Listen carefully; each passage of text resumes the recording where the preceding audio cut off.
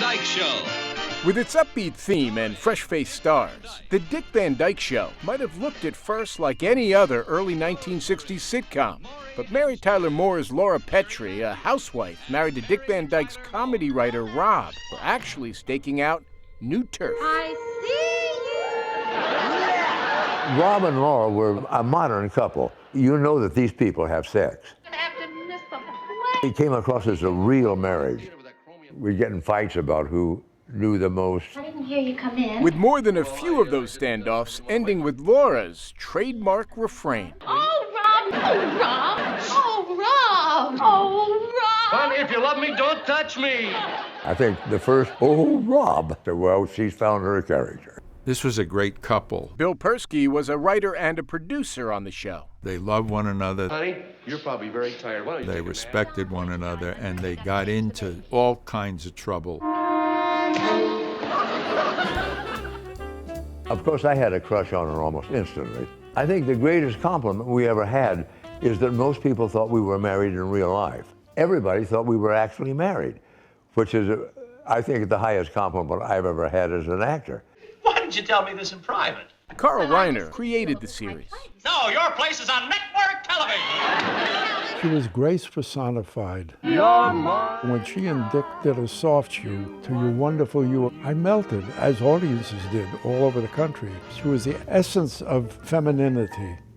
But Laura certainly wore the pants in that show. She got in trouble with the capri pants, with the network. It's time! And we had to sleep in twin beds. We could not say the word pregnant. How times have changed. We reflected what was going on at the time, but we were very conscious of raising the issues. They took a big risk with an episode called That's My Boy. Laura had just given birth to their child, Richie. Oh, no, these aren't mine. I have just a watch. Oh, stupid room 203. Busy, busy, busy. The hospital keeps confusing the Petries with the Peters.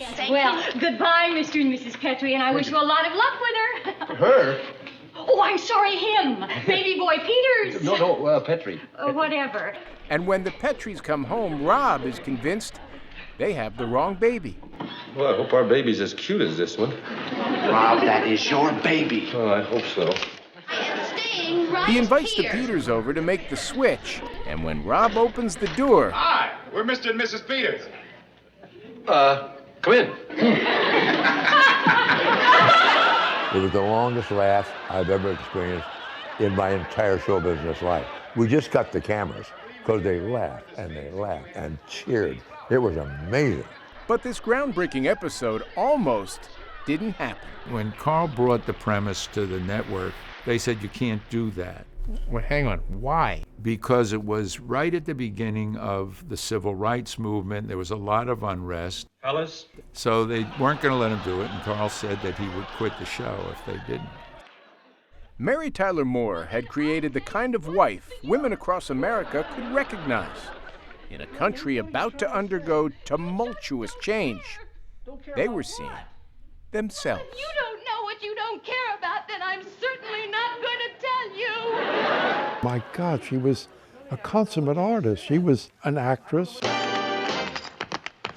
She was a dancer. She was everything. We're going to miss her. We're going to miss her.